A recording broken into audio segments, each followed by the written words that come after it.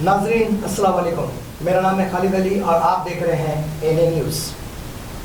आज बिल्कुल ख़ास बात के अंदर हमारे साथ दो मेहमान हैं, जो मेहमान एक बीआरएस पार्टी से अपना साबिका रखते हैं, एक मौजूदा कांग्रेस पार्टी से साबिका रखते हैं।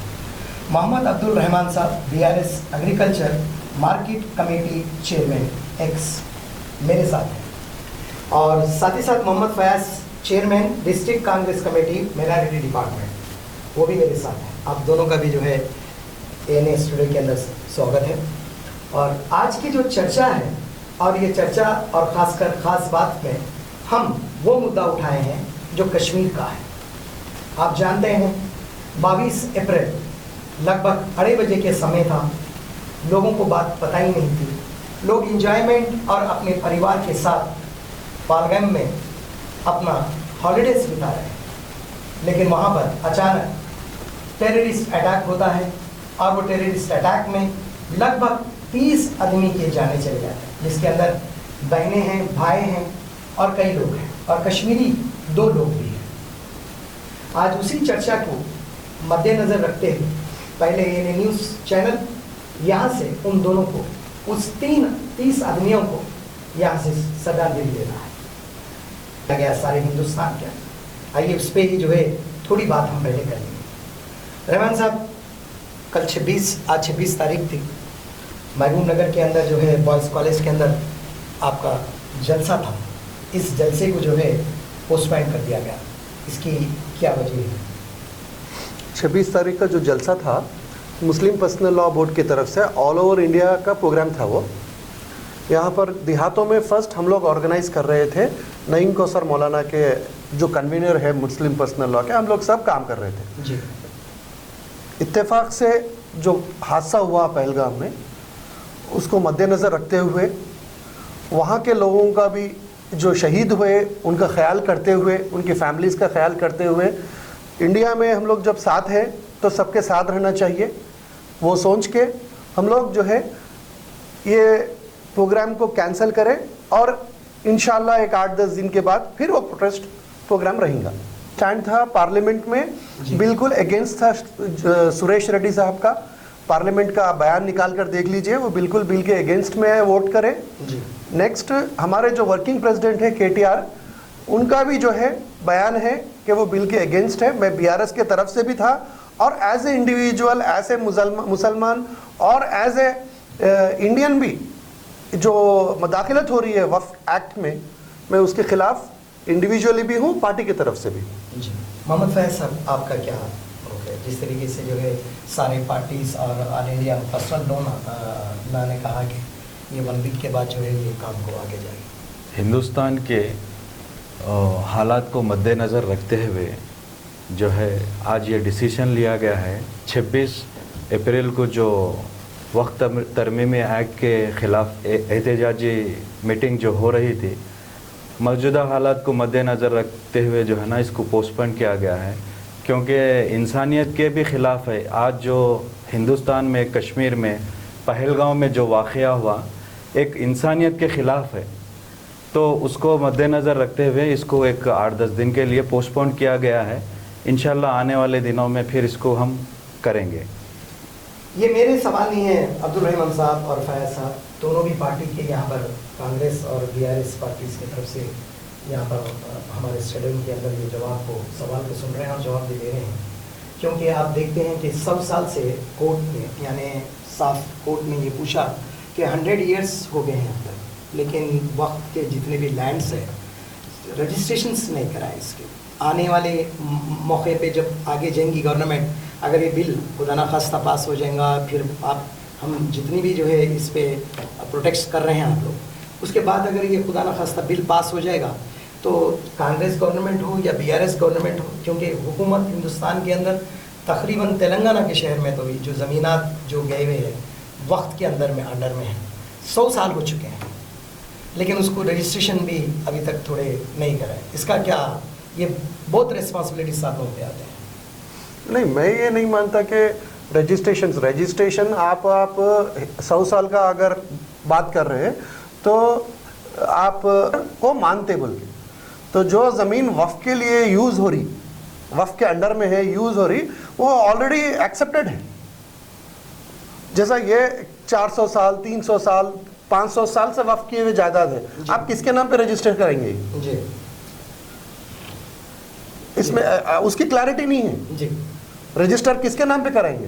जी, उसकी क्लैरिटी नहीं है। क्लैरिटी नहीं है। आप एक्ट अगर बताए, लेकिन ये जितना भी बातचीत, ये जितनी भी जज की जो बातचीत थी, उनका ये कहना था कि जो मौजूदा हालत में जो वक्फ बोर्ड के जो सीईओ होते हैं और पार्टी का जो पर्सन होता उसके अंदर, मोहम्मद मोहम्मद फैज साहब, जो पार्टी का मेंबर होता, वो पार्टी का मेंबर अगर इसको अच्छी तरीके से केयर करते तो ये हालात आज देखने पे नहीं आ सकते। बात क्या है अली भाई, देखिए जो वक्त के नाम पे वक्त कर दिए, अब कई प्रॉपर्टीज़ है, जैसा कि अब हैदराबाद में मक्का मस्जिद है, अब चार मीनार है, दिल्ली में जो है ना कईयों, ये अब क्या इसके लिए ये रजिस्ट्री करने के लिए कौन आना, क्या कौन सा निज़ाम आ गया अब रजिस्ट्री करना मक्का मस्जिद की। जी जी जी।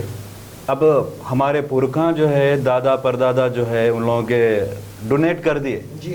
अब उनके कईयों उनके जो है पीढ़ियां आ गए जी। अब वो अब रजिस्ट्रेशन करो बोलते, वो पेपर कहाँ पर है, किसका नहीं है। अब ताजमहल है, अब क्या बोलते हैं, अब वो ताजमहल की रजिस्ट्रेशन करने के वास्ते कौन आना, अब क्या शाहजहां आना अब आके वक्त को हमारे करे थे, हम बोल के रजिस्ट्री कर रहे हैं। बात क्या है बोले तो पुराने 100 साल से हमारे 1947 में जब हमारा हिंदुस्तान आज़ाद हुआ, उसके बाद जो भी प्रॉपर्टीज पुरखों की थी वो वक्फ कर दिए, वो पूरा रिकॉर्ड जो है ना गवर्नमेंट के पास है। अब रजिस्ट्रियाँ करा लियो बोले तो अब रजिस्ट्री करने कोई आने वाला नहीं है। अब रहे सो पीढ़ियाँ भी क्या डॉक्यूमेंट लगाएंगे, लिंक डॉक्यूमेंट रजिस्ट्रेशन करने के वास्ते। जो रिकॉर्ड वक्त के पास है वही है वक्त प्रॉपर्टी, जो भी हमारे बड़े लोग जो है डोनेट कर दिया। अब जो है अगर आप जो है ना, अब ये अगर इसमें ये बोलेंगे कि अब 2025 के बाद अगर कोई डोनेट कर रहा तो ये प्रॉपर्टियों को रजिस्टर्ड कराओ बोले तो ये बात मानने के काबिल है। लेकिन जो पुरानी चीज डोनेट कर दिए, वो जो रिकॉर्ड है गवर्नमेंट के पास, वक्फ बोर्ड के पास, पहले वो पूरा डिक्लेयर कर देना कि ये वक्फ प्रॉपर्टी है, इसमें किसी की दखल अंदाजी नहीं होना। उसके बाद आप 2025 के बाद आप बोलो रजिस्ट्री, वो बात मानने के काबिल है। कहाँ से जो है ना अब कौन आके जो है ना पुराने उठ के रजिस्ट्री कर सकते हैं, आप बोलिए। आप इसमें क्या वर्षन? मैं इस पे एक बात ये कहना चाह रहा हूँ कि आज तक भी वक्फ बोर्ड के बहुत सारे गलतियां हैं जी, उसको हम लोग एक्सेप्ट करना चाहिए। जी जी, मैं वही बात नहीं, वो एक्सेप्ट करना चाहिए जी। और जो वक्फ की प्रॉपर्टी से जो आमदनी होना चाहिए था ट्रस्ट को, मुसलमानों को और गरीब स्पेशली वक्फ करते यहाँ पर के जो भी आदमी उसकी ज़ाती मिल्कियत वक्फ करता कौम की भलाई के लिए, कह रहे भाई मेरे लोग कुछ डेवलप होना। लेकिन बड़ी अफसोस की बात है कि वो मंशा पूरी नहीं हो रही जी। मैं वही वक्फ बोर्ड में बैठे वाले, वक्फ बोर्ड में रह सक वाले बहुत सारे प्रॉपर्टीज जहां पर मार्केट का किराया समझिए कि एक जगह का किराया 10,000 आ सकता, वहां पर 100 रुपए 200 रुपए देके है जी।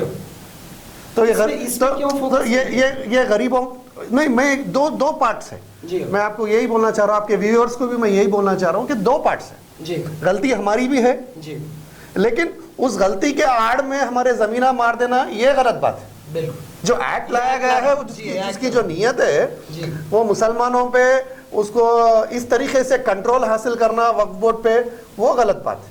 ठीक है, आप कुछ बोल रहे थे।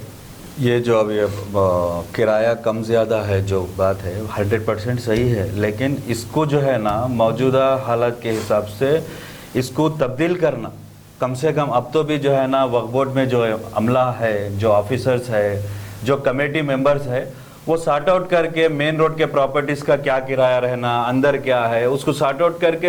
अभी देखो ये जो भी किराएदार हैं 40-50 साल हो गया, वही लोग हैं जी। अब वो जो इससे पहले थे अब वो लोग करोड़पतियां बन गए, फिर भी वही अड्डे पे बैठे हुए। ऐसे भी सॉर्ट आउट करके वैसे लोगों को, भाई साहब आप जो है ना जब कमजोर थे जब लिए, आप जो है अब आपसे जो गरीब है उनको स्पेस दियो बोल के वक्फ कमेटी जो है गवर्नमेंट से जो भी अपने वक्फ बोर्ड के अमला है ये सॉर्ट आउट करके इस पे भी अमल करना जरूरी है आज के दौर पे। जी हाँ, बिल्कुल करेक्ट है। लेकिन व्यूअर्स, मैं आपको एक बात बताना बिल्कुल यहाँ पर ज़रूरी समझता हूँ, क्योंकि वक्फ बिल जो आया है, अमेंडमेंट बिल, वो उसके ऊपर तो जो है कोर्ट के अंदर अभी होल्ड किया गया है और पूरे हिंदुस्तान के अंदर उस पर एहतजाज चल रहा है, प्रोटेस्ट चल रहा है।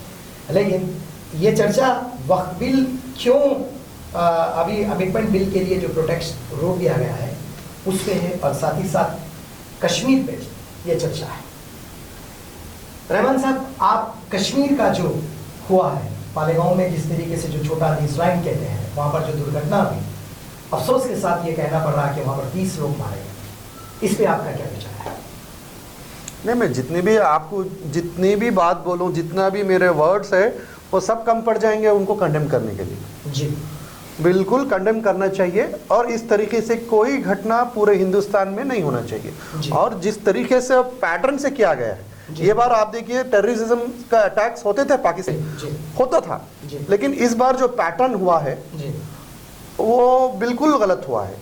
मैं बस दो बात कहना चाहता हूँ कि हिंदुस्तान को इकोनॉमिकली डिस्टर्ब नहीं कर सकते बोल के सोशल फैब्रिकेशन जो इसका है, जिसमें हिंदू मुसलमान सब मिक्स होके है, वो फैब्रिकेशन को डिस्टर्ब करने की कोशिश की गई है ऑल ओवर इंडिया। टेररिज्म वहां पर हुआ है, अटैक वहां पर हुआ है, लेकिन हिंदुस्तान पूरा डिस्टर्ब करने की एक चाल है वो। लेकिन मेरा ये सोचना है कि इंडिया में भी जो 140 करोड़ पूरे जो आबादी है, हिंदू मुस्लिम सिख ईसाई सब है, वो सब मिलके समझ रहे, ये बात को हिंदूज भी समझ रहे, हमारे भाई जो हमवतनी है वो भी समझ रहे कि ये किस लिए किया गया है, क्यों किया गया है। मेरा ये कहना है कि भाई इतनी अंदर पहलगाम जो है बहुत अंदर होता है, 150 से 200 किलोमीटर अंदर होता है, तो इस पे इंक्वायरी होना चाहिए, 100% इंक्वायरी होना चाहिए कि वो कैसा आई, इतनी अंदर कैसा आई, हमारी आईबी क्यों फेल हुई, हमारी इंटेलिजेंस क्यों फेल हुई, और वहां पर इतना 2000 आदमी की क्राउड रहने के बावजूद वहां पर क्यों कोई मिलिट्री सिक्योरिटी क्यों नहीं थी, कोई फोर्सेस क्यों नहीं थे, और मेडिकल एड तो पहुंची नहीं। मैं तो मीडिया में देख रहा था कि गुजरात के कोई लेडी बोल रहे थे जिसके हस्बैंड का वहां पर शहीद हुए, बोल रहे थे कि 1.5 घंटे तक कोई मेडिकल एड नहीं पहुंची, मेडिकल भी नहीं, सिक्योरिटी नहीं थी, मेडिकल नहीं थी। वो लोग मदद करें जो वहां पर जो है खच्चर चलाते थे, टूरिज्म करते थे, हाँ, जो गाइड कहते हैं, वो लोग मदद करें। हाँ, नहीं, अभी नैरेटिव कैसा बनाया जा रहा है इंडिया में, या माहौल इसलिए ऐसा बनाया जा रहा है कि भाई जो भी अगर कोई गवर्नमेंट को क्वेश्चन करेंगे लैब्स पे जी, तो उनको कुछ अलग नजर से देखा जा रहा है। लेकिन डेमोक्रेसी की खूबसूरती यही है कि भाई जो अटैक हुआ उसको कंडेम हम बराबर करेंगे जी। हम पूरे देश जैसा है, हम भी उसके साथ है, हमारे को भी उसकी तकलीफ है, लेकिन हमारे भी खामियां जो है वो भी देखना चाहिए, और उसके ऊपर एक्शन लेके नेक्स्ट टाइम फिर एक बार ऐसा नहीं हो जैसा देखना चाहिए। फैज साहब, आपका क्या इसमें मंशा है जो टेररिज्म? ये देखिए अली भाई, ये इंसानियत का कत्ल हुआ है जो पहलगांव में जिस तरह से, मैं तो समझता हूँ इसको ये एक सोची समझी साजिश है, जो एक इंसानियत का कत्ल किया गया है, जिसमें वांटेडली पूछ के उसमें नाम क्या है, जिस तरह की जो एक मजहब क्या है, नाम क्या है, एक पर्टिकुलर एक कौम को, एक तबके को बदनाम करने की, मैं तो बोलता हूँ इसकी साजिश है। ये साजिश के तहत जो है ना किया गया है। जिस तरह से ये हिंदुस्तान में कोई भी एक हमारे हर शहरी, मैं हिंदुस्तान का कोई नहीं मानता जिस तरह का जो वारदात हुई है। ये वारदात हुई 2 घंटे तक चल रहा था बोल के न्यूज़ों में बता रहा। मेरा सवाल है अली भाई, ये सेंट्रल गवर्नमेंट से, 2 घंटे तक मिलिट्री क्या कर रही थी, पुलिस क्या कर रही थी, इंटेलिजेंस क्या कर रहे थे, ये सारा जो हमारा हिंदुस्तान का अमला है वो कहाँ था? सेंट्रल गवर्नमेंट क्या कर रही थी? मैं ये बोलना चाह रहा हूँ, जब वाकया अगर होता इमीडिएट उस पे एक्शन क्यों नहीं ली? 2 घंटे तक वहां पे कश्मीर की पुलिस भी है, सेंट्रल गवर्नमेंट की तरफ से मिलिट्री भी है। कश्मीर में ज्यादा जो है ना कंट्रोल पूरा अपना सेंट्रल गवर्नमेंट का है। जैसा कि आप मिलिट्री का कंट्रोल ले लो और जो है ना कम्युनिकेशन ले लो, हर चीज जी।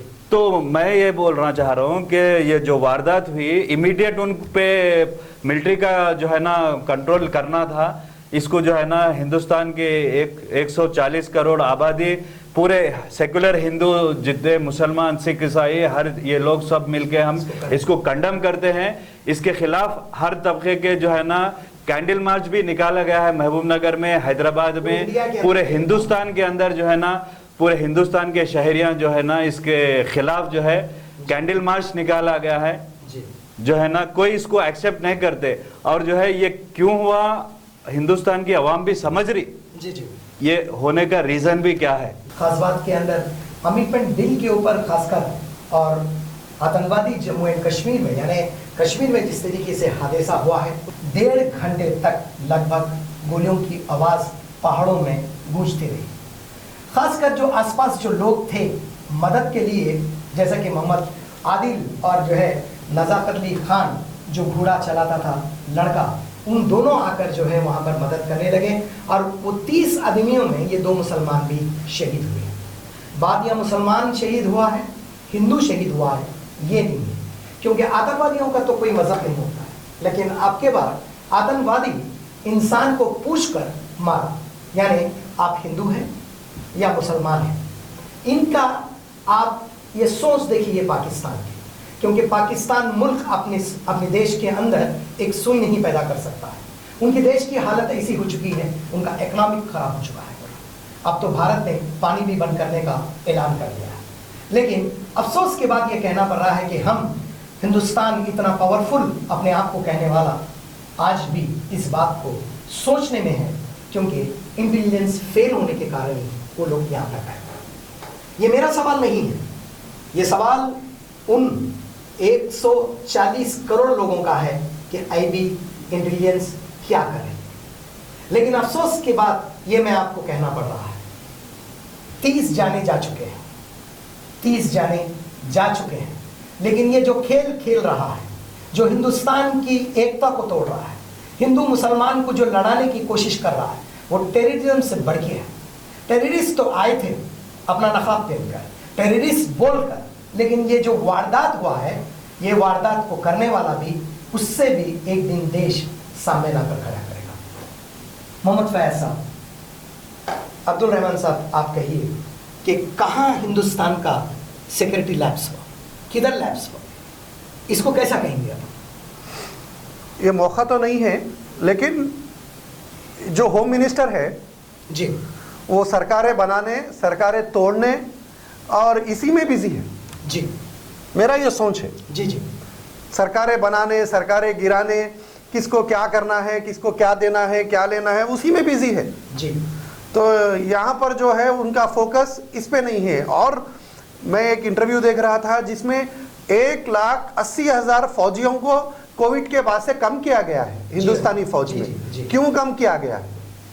अब जब हम क्वेश्चंस पूछेंगे तो बहुत सारे क्वेश्चंस हैं जी इंशाल्लाह। और मुझे बड़ा अफसोस होता है कि बहुत सारे चैनल्स में देख रहा हूँ जी। कल भी मैं एक चैनल देख रहा था, ANI का एक इंटरव्यू था किरण रिजिजू का जी, और बाद में उन्होंने फिर उनके एक्स पे, उनके ट्विटर हैंडल जो एक्स है उस पे उन्होंने डाले, जिसमें से 52 सेकंड्स की जो 4 क्लिप्स है वो गायब है। जबकि इंटरव्यू बड़ा है लेकिन वो क्लिप को काटा गया। हाँ, पूरे चैनल वालों के पास वो इंटरव्यू है जी, जिसमें 52 सेकंड्स काटा गया है जो उनके एक्स से डाला गया है। क्यों काटे भाई?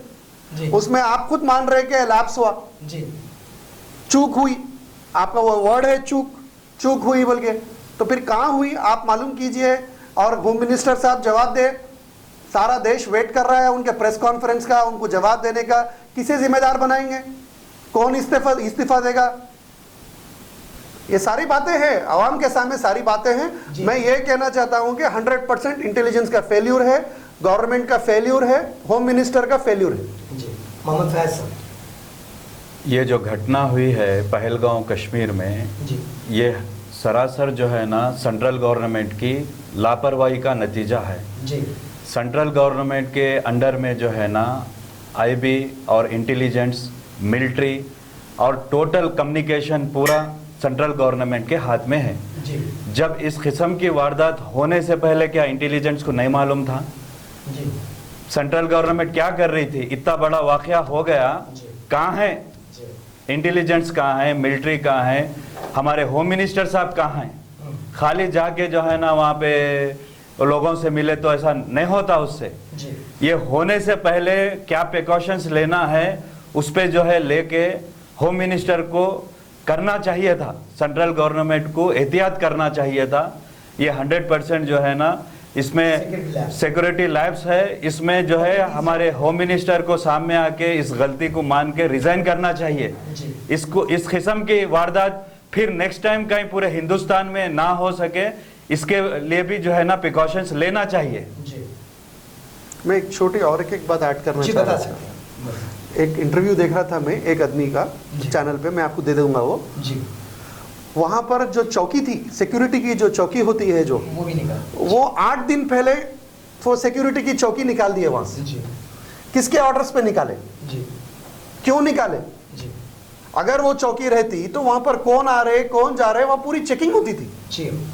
तो ये सारे चीज़ें क्वेश्चंस जरूर है क्वेश्चंस, तो जो गलती हुई उसे मानना चाहिए और आइंदा कोई भी एक हिंदुस्तानी हो, चाहे हिंदू हो, मुसलमान हो, सिख हो, क्रिश्चियन हो, लफ्ज हिंदुस्तानी है और किसी एक आदमी की भी जान नहीं जाना चाहिए। इस तरीके से वाद हूँ।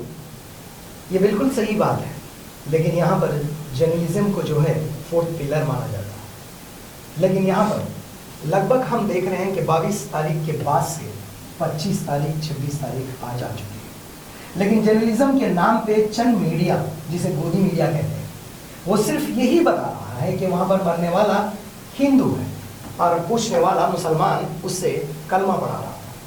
लेकिन बात ये नहीं बता रहा कि वहाँ पर इंटेलिजेंस किस तरीके से फेल हुई, आर्मी क्या कर रही थी। सच्चाई बताने वाला सिर्फ 4th पिलर यानी जिसे जर्नलिज्म कहते हैं, अगर वो इस तलाश में निकल जाए कि ये वारदात क्यों हुई, मैं समझता हूँ 4-5 दिन के अंदर आपके सामने रिजल्ट आ जाएगा।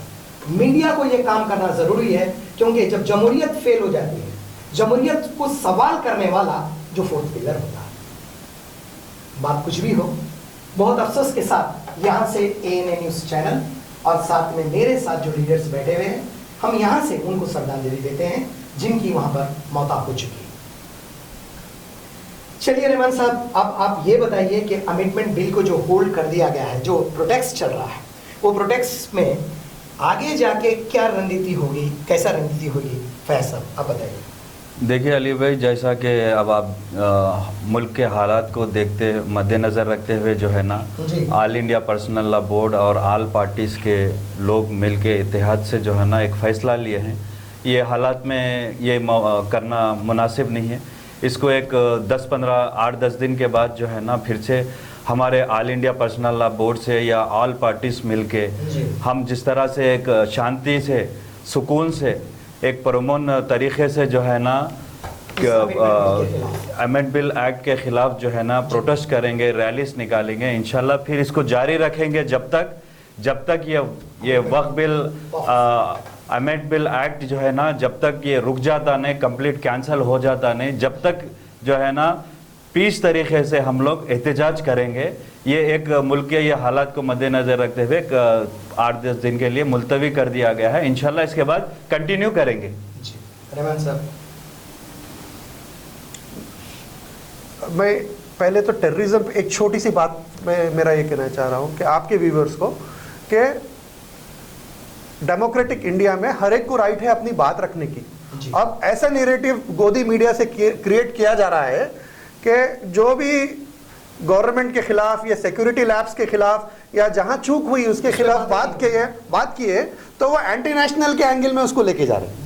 जी। वो बहुत गलत है, इंडिया के लिए, यहाँ के फैब्रिक के लिए, यहाँ के स्ट्रक्चर के लिए बहुत गलत है। और मैं परसों आप सही है, मैं देख रहा था एक दैनिक भास्कर का पेपर, दैनिक भास्कर में भी जो अच्छा पेपर है उसमें भी हेडलाइंस में जो है जो जिस तरीके से हेडलाइंस लिखना चाहिए था चूक पे वो नहीं है। जी हाँ। तो देखिए आप सारे सभी को मालूम है, आपके व्यूअर्स को भी मालूम है, आपको भी मालूम है, मुझे भी मालूम है और सभी को मालूम है कि यहाँ गोदी मीडिया का क्या रोल रहा है। तो मैं ये कहना चाहता हूँ कि देश के लिए वो सही नहीं है। आप लोग रिपोर्टिंग सही कीजिए और जो हक है उसको बताइए और आइंदा ऐसे कोई गलती ना हो उस तरीके से काम कीजिए। नेक्स्ट वफ अमेंडमेंट बिल पे सुप्रीम कोर्ट में ये मैटर पेंडिंग है। सिर्फ 3 इश्यूज पे रोक लगी है, 41 अमेंडमेंट्स हुए हैं, ओनली 3 इश्यूज पे उस पे रोक लगी है और बाकी के 38 अमेंडमेंट्स अभी जो है उसको लागू करने के दिशा में काम चल रहा है गवर्नमेंट का। जी। कल भी सुप्रीम कोर्ट में एक एफिडेविट दाखिल किया गया है डिटेल्ड सेंट्रल गवर्नमेंट की तरफ से। इंशाल्लाह वो लीगल बैटल है, लीगल बैटल चलेंगी। जहां तक के प्रोग्राम्स का सवाल है, फिलवक्त सिर्फ एक 8-10 दिन के लिए प्रोग्राम को आगे बढ़ाया गया है। इंशाल्लाह डेमोक्रेटिक तरीके से, कॉन्स्टिट्यूशनल तरीके से, जिस तरीके से किसानों ने दिल्ली में एहतजाज किया था, हम भी हमारे राइट्स के लिए, हम भी हमारे कानून जो हमारे पर थोपा गया है उसके लिए पीसफुल डेमोक्रेटिक तरीके से एहतजाज करेंगे। और हमारा जो शेड्यूल है, प्रोग्राम है, ये all India Muslim personal law board की तरफ से, बड़े जिम्मेदारों की तरफ से हम लोग सब बैठ के तय करेंगे और आवाम को बताएंगे। अली भाई, ये हिंदुस्तान एक जमहूरी मुल्क है जी। हिंदुस्तान में जो है ना, एक शख्स से कुछ नहीं होता, लेकिन एक शख्स से बहुत कुछ हो सकता।